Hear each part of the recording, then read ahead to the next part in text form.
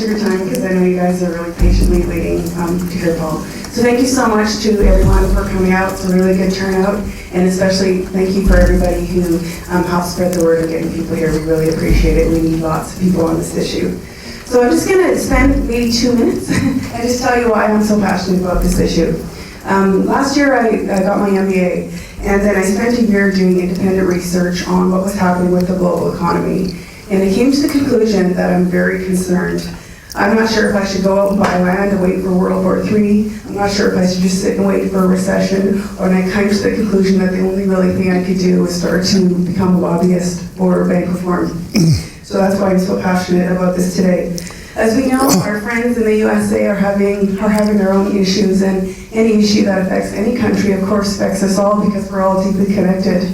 But I think here as Canadians that it's really time for us to rise out of our apathy and embrace our own diverse identity and stand behind this issue and really get some passion and lead the world in monetary reform, because we definitely have the track record. We're very well positioned to do this. So Paul, as most of you know here, Paul was the youngest person ever elected to the House of Commons. He's the longest serving member of the Privy Council. He was the Canadian Minister of Defence from 1963 to 1967. In that capacity, he signed over Stanley Park from being a naval reserve to a park. So we have Stanley Park.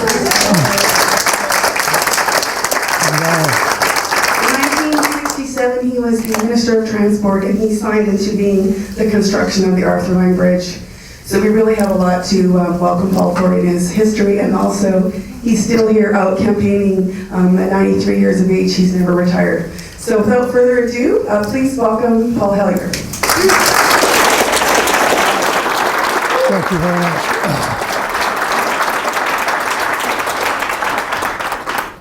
Thank you very much, first of all, to Rob for setting this up and taking the initiative and getting the venue for us here at the university, and to Karen for helping to organize and spread the word and get so many of you people out here tonight, which is very much appreciated, and also for the very warm introduction.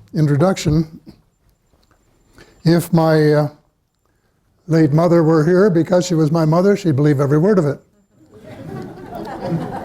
But if my late father were here, being a realistic fellow, he would wonder who you were talking about. So anyway, the subject of my address tonight is, or was to be, how to make Canada prosperous again. A plan to make Canada prosperous again. That's what it started out to be. And then the Prime Minister announced he was flying to Europe on October the 27th to sign the Comprehensive Economic and Trade Agreement, CETA. So I added code blue, which, as you know, is the universal signal in the hospitals that someone has cardiac arrest. And something has to be done very quickly to resuscitate them. And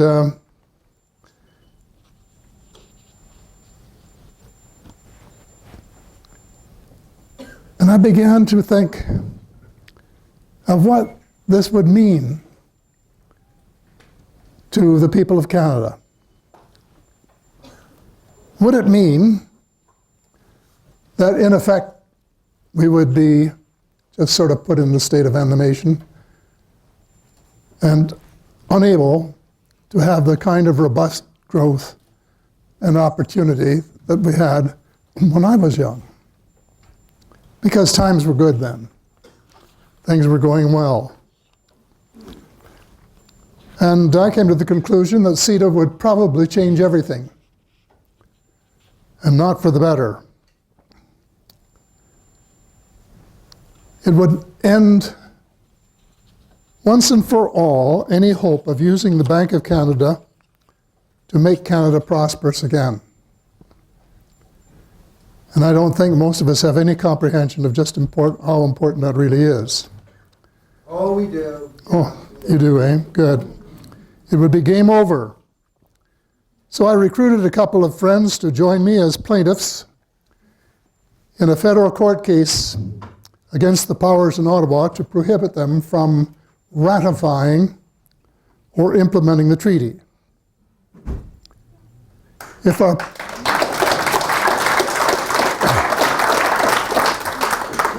our politicians refuse to understand and accept the priorities of the 99% of us, then we will have to appeal to the courts to protect us. So now my lecture deals with both subjects because both are primarily about money. What it is, its power, and why there never seems to be enough of it to provide jobs for the unemployed and to meet many legitimate needs of governments at all levels to build new infrastructure, as well as maintaining and renewing that which already exists. And so it's impossible to understand the magnitude and importance of the subject without putting it in the context of the real world, of the world that we're living in, not the world we wish we were living in. How did we get into the mess we're in? Who is responsible? Back Act of 1913. Who is calling the shots? As early as October 1940, the Council on Foreign Relations in Washington, D.C. came to the conclusion that Hitler was going to lose the war and that they should embark on an empire even greater and grander than the one he had planned. It would include the territory that he had in mind, plus all of North America, and plus a large number of countries around the Pacific Rim. And they've been working at it ever since. When the war ended, and many of you were familiar with this, the American forces decided they would like to get the help of some of the Nazi scientists, especially before they were taken by somebody else, and get their expertise. And so they got a list of some of the best scientists that were available, and decided to bring them to the United States. And they got the President, Truman, to approve of the project, but on the understanding that no one who had been active in the Nazi Party would be included. Well, of course, I know a little bit about this from having been Minister of Defense. The armed forces ignored the President's condition and just brought in the people they wanted. And some of them had been very active in the Nazi Party. And they gave them new identities, new CVs, and then gave them important jobs, both civil and military, and perhaps some in intelligence agencies as well. And the rationale, of course, was to fight communism. It's kind of ironic. Here you have the CIA, and they're very much like this. On the one hand, they had a department that was going out looking for Nazis who had managed to get into the country illegally in order to throw them out. On the other hand, they were bringing them in and giving them new identities and some very senior jobs in the United States. Well, this was the beginning of what President Eisenhower called the military-industrial complex, the one that he warned us about. But like most prophets, we paid no attention.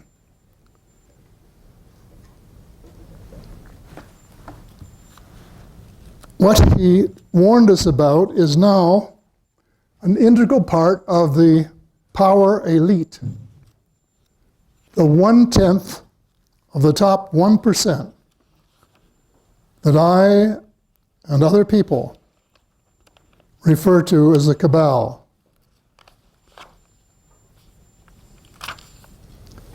It comprises, first of all, the Council on Foreign Relations that began the Empire Project in the 40s. And then the secretive group called the Bilderbergers that had some ideas of bringing together Europe into a single unity after the war, but then became probably the most secretive and most powerful organization in the world today. And then, of course, the leader, the less secretive Trilateral Commission, when Zbigniew Brzezinski decided that Japan was coming up, they should be brought into the circle. So he told David Rockefeller about that, and David took him to the Bilderberger meeting.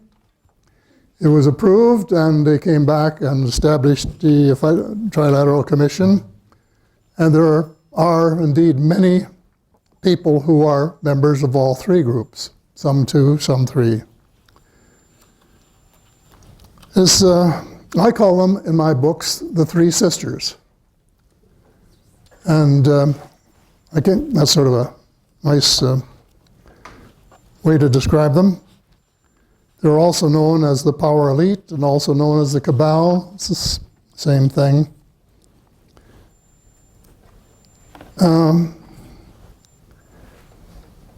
But this group has at its apex the banking cartel, the international banking cartel.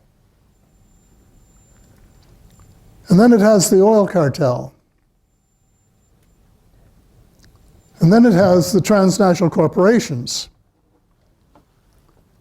Many, however, being controlled directly or indirectly by the banking cartel. There's a very direct connection there in many cases. And then in addition to that,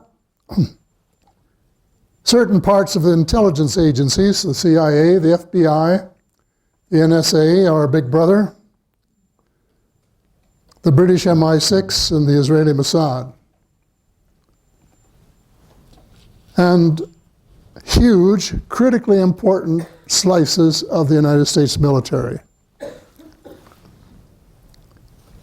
I call them the cabal or the shadow government. And they have been running the United States since the days of General Eisenhower. Not just running the United States, but much of the rest of the world as well. The shadow government is so all-pervasive that, and so inclusive in power, that it's recognized by insiders.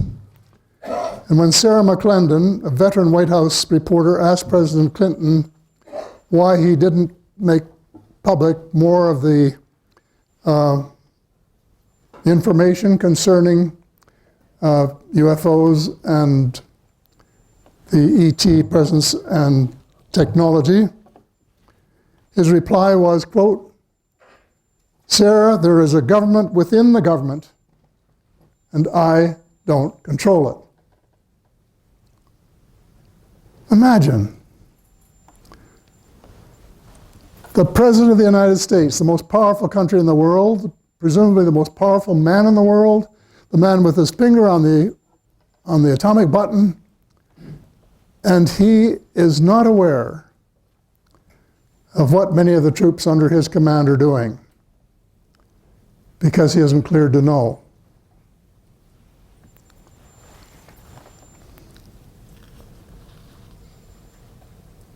Well, the cabal is all-inclusive in support of the New World Order, which is another way of saying a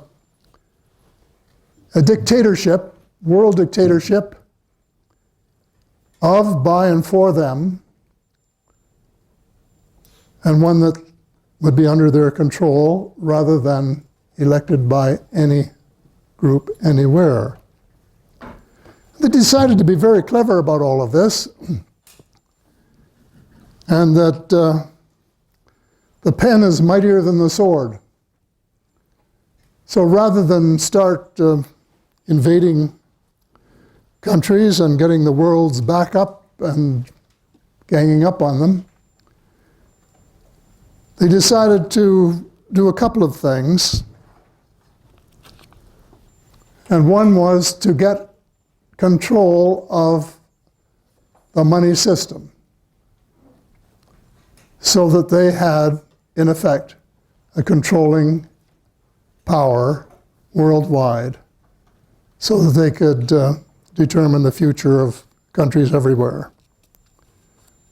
And then the other thing they did was to decide that if they went for globalization, whatever that was, and according to Greg Palast, a great investigative reporter, they knew that it wasn't good for the people, so they had to get what they called bushels of money to get some, excuse me, academics to write articles on how good it was going to be. And I read a lot of them. I'm sure you did too. And nearly all of them said, but there was going to be one problem. The problem was that poor people, the difference between poor people and rich people was going to get greater, the spread, both for individuals within countries and between poor countries and rich countries.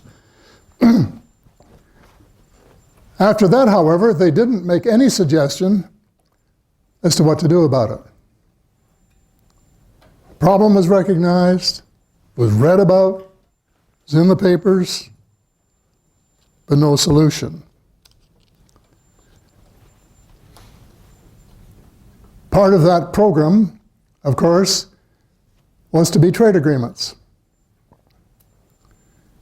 And they were clever enough to call them free trade agreements when, of course, they weren't.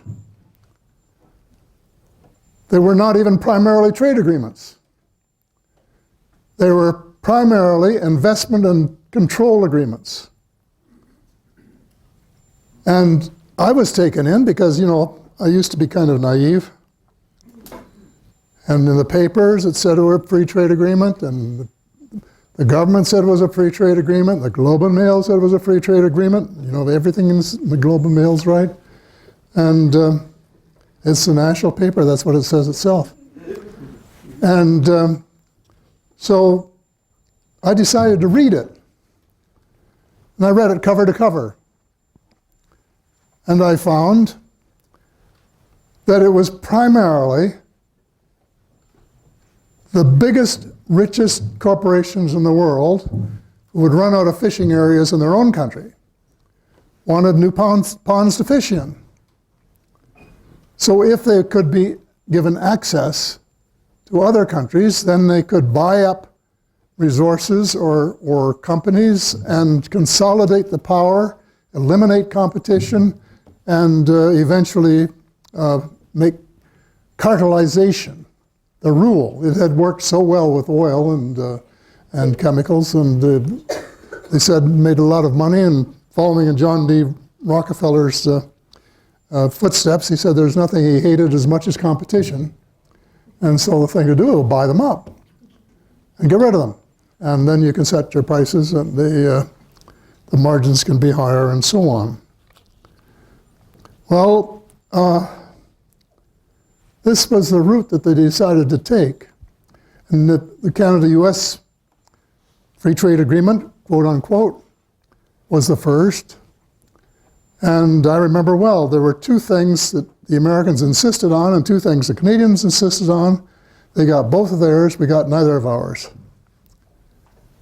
And what they really wanted most was to get away from the Foreign Investment Review Board so that we would not be looking at sales of corporations to foreigners. And then somebody invented this idea of the disputes settlement mechanism, whereby if, first of all, foreigners were granted greater rights in Canada than we have, and this is still true with all the agreements, including CETA and the Pan-Pacific Partnership. They have greater rights than we do, and if we decide to do something for the benefit of our people, something we think that's worthwhile for the people, but it cuts into their profits or potential profits, they can sue the Canadian government and collect. And there have been a lot of suits, and they've collected a fair amount of money, and that's still going on at the present time. Just something I wrote the other day. The government of Quebec decided to put a moratorium on fracking for oil. And personally, I think fracking is indecent and immoral because we don't know the consequences to our water supplies and the water table. And we just don't know enough about it to really permit it until we know a lot more about it. So the government, I think, very wisely said, no.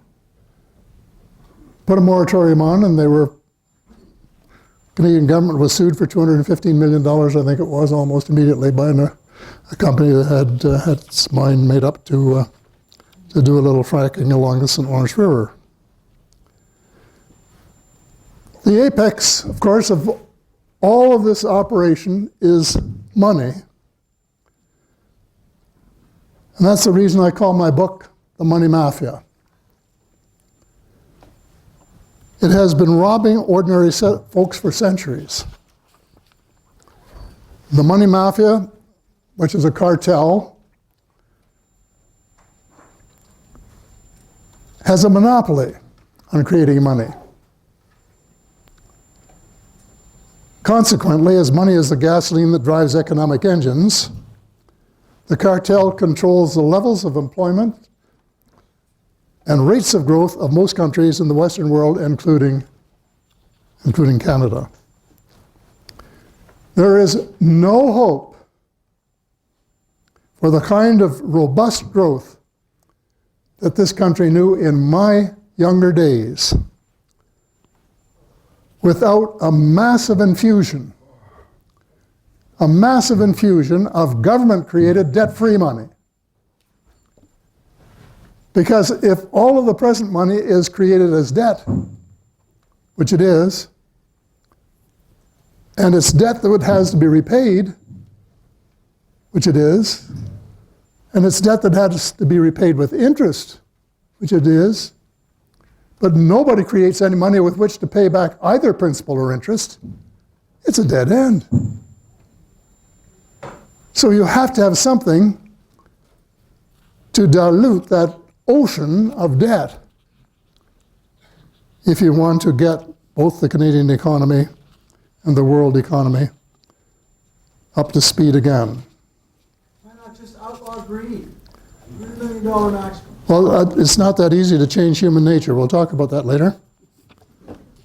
Some of us are greedy by nature, and others work at it.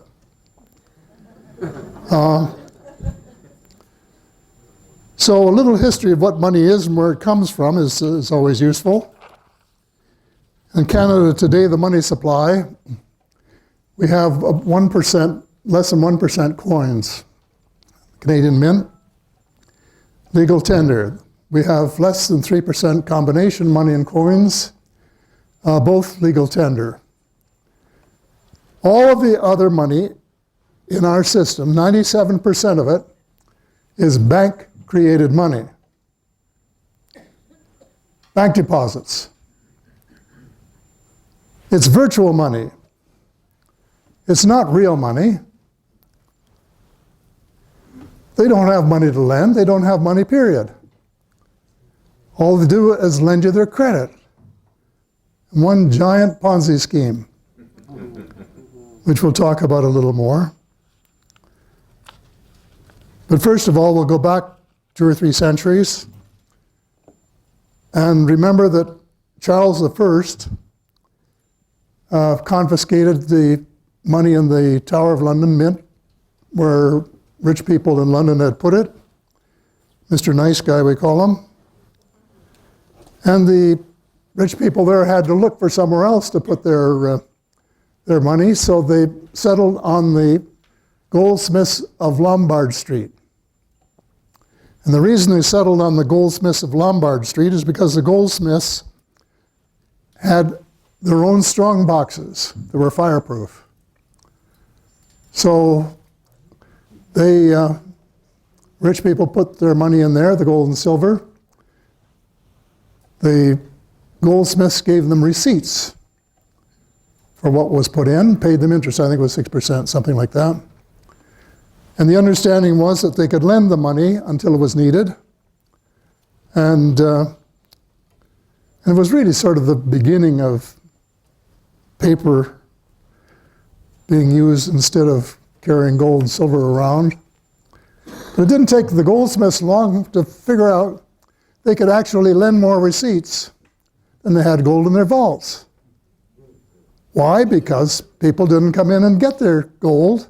If they went and bought a fur coat or something or other, you don't get a big bag of gold, carry it to the furriers, and he'd have to take it back and put it back in the next day so it would be safe, and so on. And people were just exchanging these receipts. But the fact that they were lending more than they had was a scam. It was illegal. But it was legitimized when the Bank of England was chartered in July 27th, 1694. King William was fighting a war in France and ran out of money. He needed to replace his navy and build some things to carry on the war. But he had no credit, so somebody, I guess, suggested he start a bank. And the rich people put in £1,200,000 and lent it all to the king at 8%, which is a pretty good interest rate for a government guaranteed loan. But then to show his appreciation, he said, now you can print, print, £1,200,000 in banknotes and lend them to your rich friends at high interest rates. And they did. So, in effect, the bank was getting interest on the same money twice. Once from the king and once from their friends. And that was the beginning of what we call the partial reserve system of banking. And the ratio was 2-to-1, lending the same money twice and getting interest twice on the same money. Well, over the years, due to the greed and of the bankers and the collusion of politicians, that ratio has gone up very, very dramatically.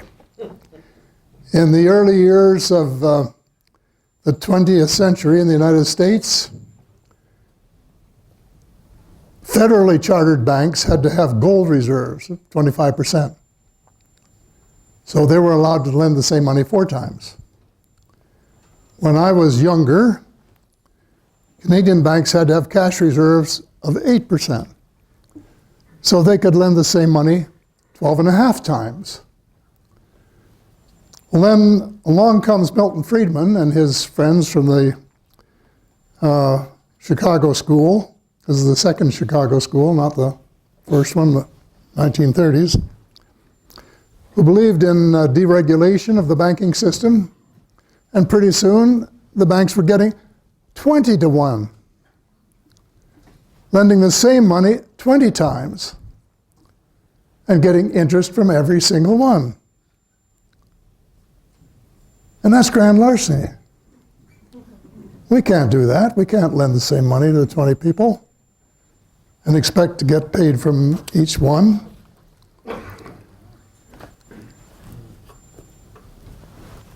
Well, recently there was an inquiry in Montreal about the mafia taking 2 or 2.5% off the top of all of the contracts there for roads and sidewalks and so on. The banks take 95% off the top. Would you believe?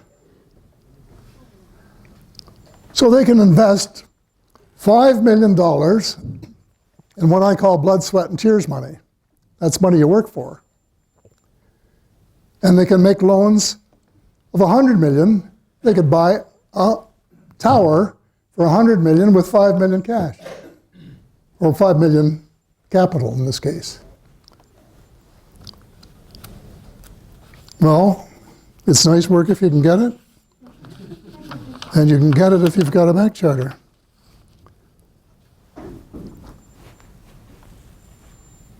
But that, if you want to sort of look at how unfair this is, I have been talking to several students in the last few days who are working hard to pay off their loans to finish their education. One doctor borrowed $80,000. The average, I think, is about $50,000. And it's unfair in a sense that they can borrow $50,000 from the bank. The bank only has to have $2,500 in blood, sweat, and tears money.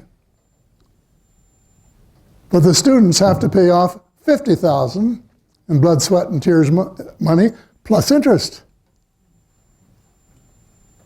And sometimes it takes them a long time to do that. Well, the way banks create money is rather interesting. If you want to borrow money for, let's say you want to borrow $35,000 to buy a car, and you go to the bank and tell your banker that's what you'd like to do, and they say, well, do you have any collateral? Do you have any stocks or bonds? And if you don't have that, do you have a second mortgage on your house or your cottage? If you don't have any of these things, then maybe say, well, do you have somebody to co-sign with you that has some money in the bank? And once they're satisfied with your collateral, they'll give you a note to sign. And the note says $35,000 payable on demand with interest at a certain level, maybe,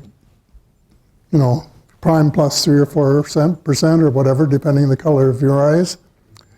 And as soon as you sign the note, they go to their computer and they tap the computer. Presto, $35,000 appears in your bank account that you can go out and buy the car with. Seconds earlier, that money did not exist.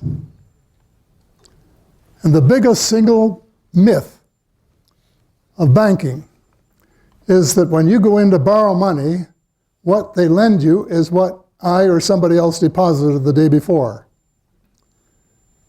I had a friend banker that was a member of a Wednesday morning group that I go to. And it took me a long while to get through his head that they were creating this money. And of course, the way it works, so I said they were just lending their credit.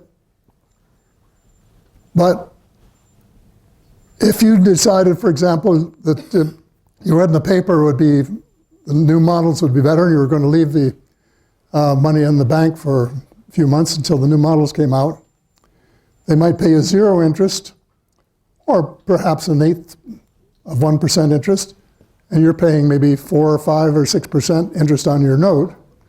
And it's the difference between the two where they make their money. It's called the spread. And so they have an incentive to make more loans, create more mortgages, and get more spread and more profit as a result.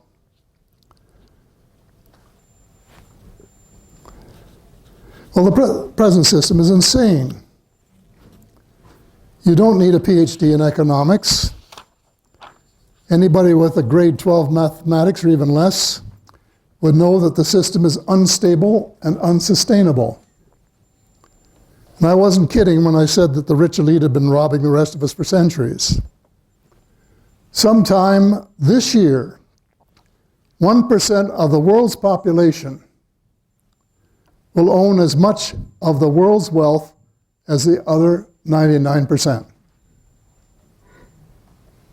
Put another way, 2 years ago, 88 families owned 50% of all the wealth in the world. A year later, it was 80 families. This year, it is 62 families. 62 families that you could put in one suburban street own half of the wealth of the whole world. You know, I can't get my mind around this. I started out, I said, well, you've got Peking and Beijing and Tokyo, and then you've got Vancouver and San Francisco and Los Angeles, and you've got Winnipeg and Toronto and Washington and Philadelphia, and then you jump across the pond, you've got Manchester, and you've got London and Paris and Bonn, and the way it goes around the world, all of these huge cities, Mexico City, all of them, and every second one is owned lock, stock, and barrel by 62 families. Why? Because they are buying assets for 5 cents in the dollar. That's the inverse of loaning the money 20 times.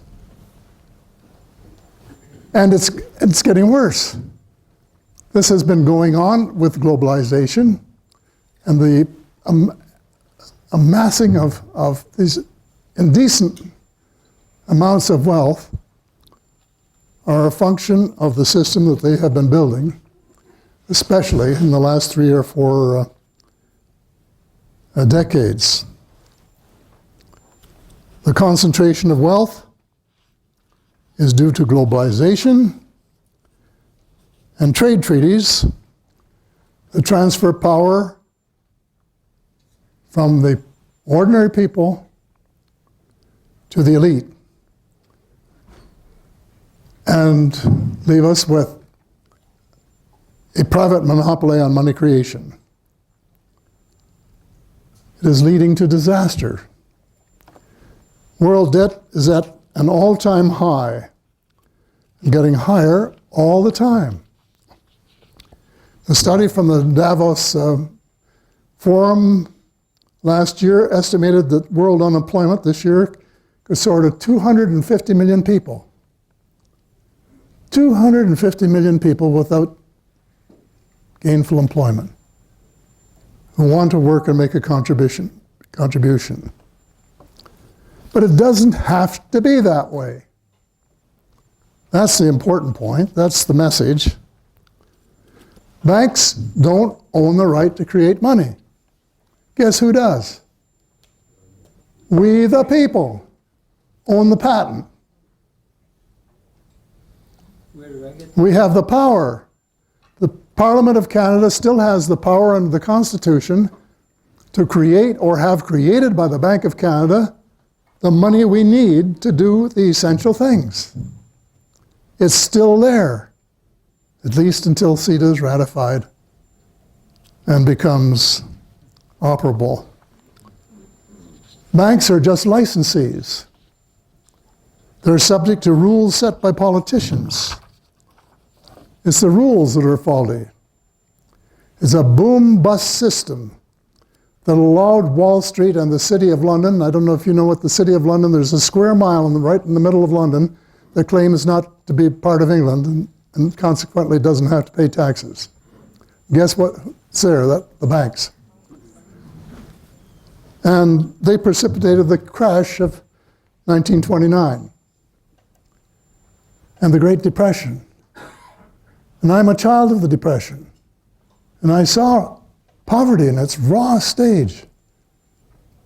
I had a cousin, as a matter of fact, turned out to be the best man at my wedding. And when he was an insurance salesman, and when the soles of his shoes wore through, he couldn't afford to have them half-soled. Just put cardboard in. That's what it was like. And then again, it was the crash in 2007-8, which was precipitated by Wall Street and created the Great Recession, as we call it. And some of you must have seen the movie, did you? Inside Job? Yeah. And this is the way the system works. And we're not out of that yet.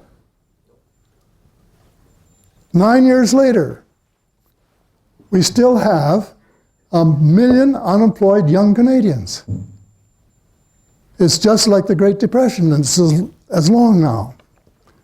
And there's no immediate hope of getting out until we get a real infusion of debt-free money to get the system up and working. The world has never recovered from this great recession, nor will it, as long as we are stuck with the present rules, and the banks rule the world. Well, in a new book entitled The Great Divide, Unequal Societies and What We Can Do About Them, Nobel laureate Joseph Stiglitz says that the only hope to save capitalism for the 99%, that's for most of us, is a change in the balance of power. And Warren Buffett, one of the world's richest men, said recently, there is a war between the rich and the poor. And he was speaking, and he was one of them, he said, we are winning. That is the key. The Stiglitz proposals are less than convincing, but the principle is dead on. The private monopoly on money creation has to end. Period. The money creation function must be shared between the people and the private banks, so that trillions of dollars can be created for governments debt-free. To dilute, as I said earlier, the ocean of debt in which we are drowning, while providing the aggregate demand, which is just another word for purchasing power, to resuscitate the world economy and provide hope for tens of millions of unemployed youth who have lost hope. Well, theoretically, it's the United States that should take the initiative in this, because Wall Street is primarily responsible for a lot of the problems and the mess. They should take the initiative to set it right, but unfortunately the chances of that happening are nil. Absolutely nil. A little over 100 years ago, the US Congress handed over the right to create money to a handful of the richest bankers in the world when they established the Federal Reserve System. It's not federal, it's private, and it's privately owned. And in my book, The Money Mafia, I call it the biggest heist in history. Trillions of dollars. Just 3 years after the passage of the Federal Reserve Act of 1913, President Woodrow Wilson realized the magnitude of the mistake. And he said, well, he actually wrote, a great industrial nation is controlled by its system of credit. And then added, we have become one of the worst ruled, one of the most completely controlled and dominated governments in the civilized world. Can you imagine politicians being irresponsible enough to hand over the people's right to create money to the world's richest bankers? It was just before Christmas. I think a lot of the Congress people were more interested in sugar plum fairies than they were in keeping track of the people's rights to create money. But the bill was never repealed. Now, more than 100 years later, the sellout is still the law. Nor is it likely to be repealed as long as it is legal for financial institutions to contribute to political election expenses.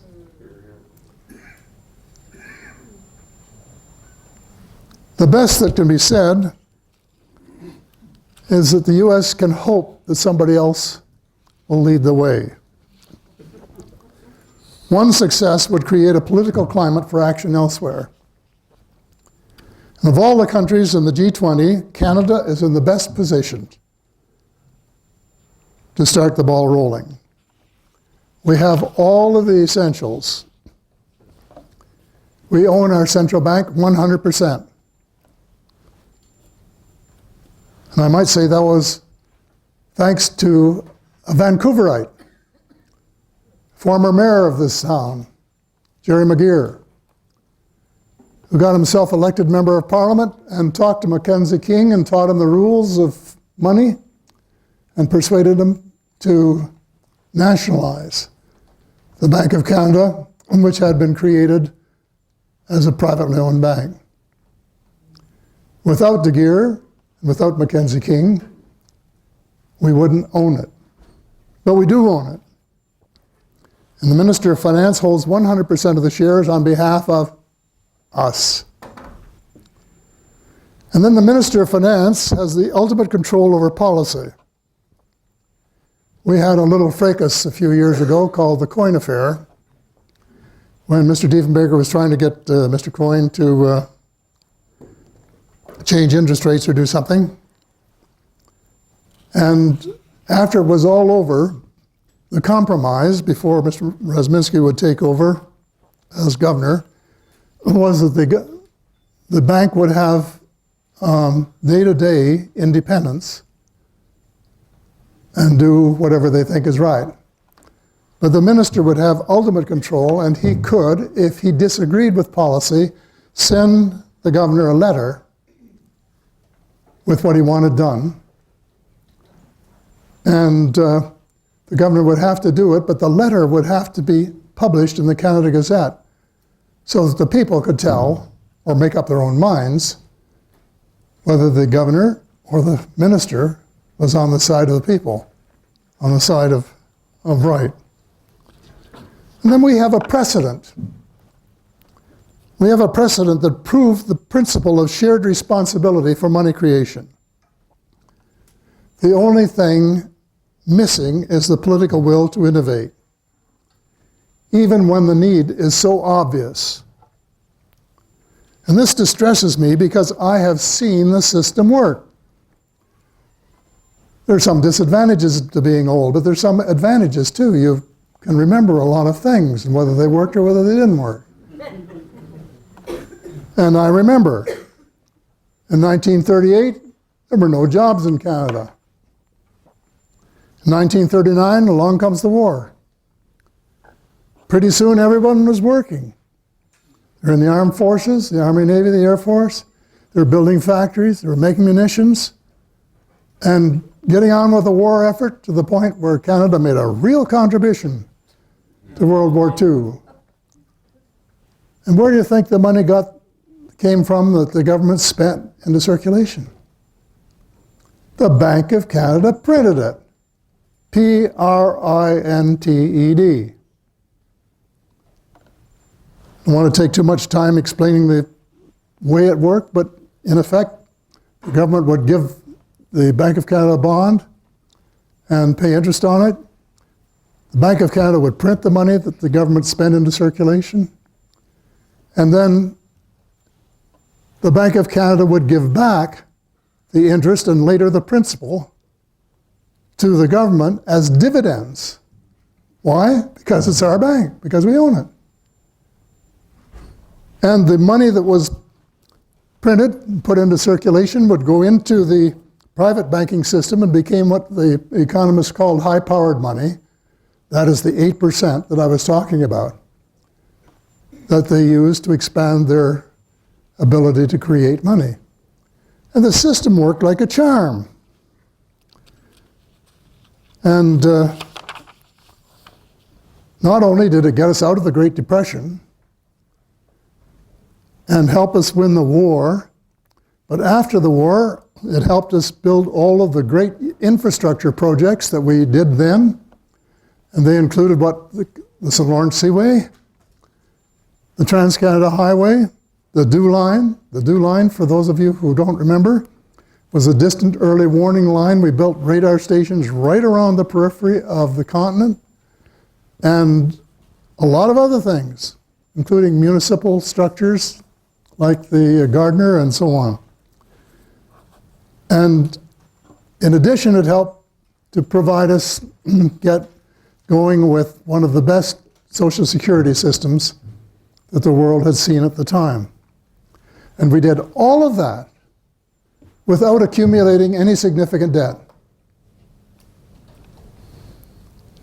And with inflation that was comparable to the other countries in the OECD, the Organization for Economic Recovery, and so on.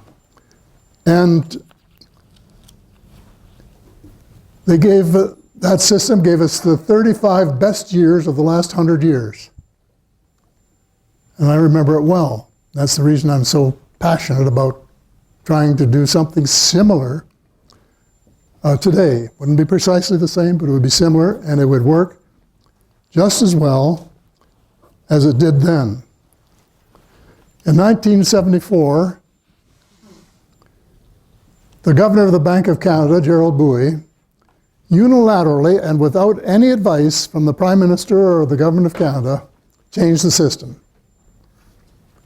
He abandoned us, the shareholders, and started taking his orders from the Bank for International Settlements in Zurich, Switzerland, which has a slightly shaded past and which is controlled by the money mafia, by the top, wealthiest, most ruthless banking families in the whole world. And they not only brought on a couple of recessions, in 81, 82, and 90, 91, when people were thrown out of their jobs, people lost their houses, their farms, their businesses. But equally or more important in a sense, so that was a disaster both socially and economically. We had to start borrowing in the market from the bankers and the money they created, and paying them interest on the money that we borrowed. And so we've been borrowing money from outside ever since. And I have a friend who was in the United States who has written a wonderful book. You should read the first 100 pages sometime if you want to know more about money. It's called The Web of Debt by Ellen Hodgson Brown. And we're good friends. One day she told me, gave me a figure for the amount of interest we'd paid, and I said, well, you're kidding me. And I still have, as a Privy Councillor, privileges with the Parliamentary Library Research Group. So I wrote them and asked them how much interest we'd paid. And some of you know, but for those of you who don't know, it will come, I'm sure, as a surprise to you to know that from fiscal 74-75 to fiscal 2013-14, we paid $1.17 trillion in interest. Wow. None of it necessary. Wow. Trillion. More than enough to do what we had to do or should have done in education, healthcare, the arts, infrastructure, and doing something real for our Aboriginal brothers and sisters instead of just talk. And we could have done all of this if it hadn't been for that. But we're still there. And not only that, but we accumulated $615 billion debt, which we still have. And that's just the federal level. We haven't included the provincial and municipal. And it would probably be about equal. So something different has to be done. And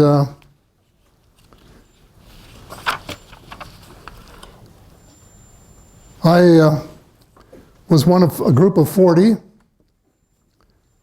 who came up with a system that we thought would work for Canada. Still think so. It was presented to the previous government, who wouldn't even take time to look at it. And it was presented to the present government. which as far as I know is still not taking time to look at it seriously. And it does just about all of the things that have to be done. It proposes that the Bank of Canada, on the basis of collateral of 15 nominal $10 billion shares in the country, non-redeemable and non-transferable, print, create, because money is nothing but a computer entry. That's all it is. Create and deposit to the Government of Canada $150 billion a year for 7 years, and that be split 50-50 between the federal government and the provincial government and the territories on a per capita basis. And I think British Columbia's share, on the basis of the figures that we use, a little bit out of date maybe, but is about $10 billion a year, which would help a lot, I'm sure. The advantage of 7 years, excuse me, is that you could start infrastructure projects and know that the financing was going to be there excuse me, to finish them. And at the end of the 7 years, I should say, and people say, oh, that's inflationary. Well, it doesn't need to be because it wasn't when we did it before. And the idea is that we would have the banks increase the cash reserves 5% a year for the 7 years. So at the end of 7 years, 34%. And all new money after that would be shared 34% to the governments and 66% to the private banks. This would allow each to do their job. It would be enough for governments at all levels, federal, provincial, and municipal, to balance their budgets at lower levels of taxes than today and still do all of the things that were essential. And it would allow the private banks to do everything that they should be doing, but not including making the world one giant casino, which they have been doing. Not enough money to finance hedge funds and so on. And it would be sharing, and it would work. It would end recessions and depressions. There would never be another recession or depression because there should never have been in the first place. That's the reason I went in politics 67 years ago, is because my economics professors couldn't give me an honest answer when I asked them if recessions and depressions were necessary. And so it would change the system. It would increase government's share of the money from 0, which it is now, to 34%. It would decrease the bank's share from 97%, which it is now, to 66%. Which is still handsome. And it would work, and it wouldn't be inflationary. Most of all, it would change the balance of power because the ratio would be changed from 20-to-1 to 2-to-1 over the 7 years. And at the end of 7 years, the rich families would have to pay 50 cents on the dollar to buy assets instead of 5 cents. Now that sounds like a pretty good deal to me. No, it doesn't go far enough. Been given a lot of thought. It is, I think, something that would work splendidly, if I may say so. And so that is one thing that's on the government's agenda. The other one is CETA, which would universally change the Constitution of the Government of Canada. At the moment, The Constitution states that only the federal government shall have authority to issue credit, coin, and currency. I came hoping you Buchanan, could come teach here to me. hear you talk. I wanted you to tell us how it is that they get away with that crime, that they made the Bank Act of 1913. It was illegal. How did they get away with it? maybe if you'd allow me to finish what I would like to say, I'd appreciate it. James, you're not the speaker, James. You're not the speaker, James. So, as of now, the federal parliament has the exclusive right to determine money and banking, no question. They can do anything they want. The first governor of the bank was probably Graham Towers. It was probably the best we've had. That's just a personal opinion. I knew him quite well. And he said, Parliament can do whatever it likes. And we were talking about the kind of thing we're talking about tonight of using government-created money. And he said, well, it would be something like Coca-Cola. He said it would be a bottle or two now and then would be very refreshing. If you drank a whole case in one day, it would probably kill you. Well, that's just common sense, you know. What we're talking about here is moderation and something that would work and not, I wouldn't go to 100% government-created money because, to be honest with you, I don't trust politicians to that extent. And somebody was complaining about that a day or two ago. I don't trust the banks because they have a record of not being trustworthy. I would trust to the extent that we could elect moderate people of good intent to use their best judgment in doing the things that were good for the people. It wouldn't be 100%, nothing's perfect, but it would work.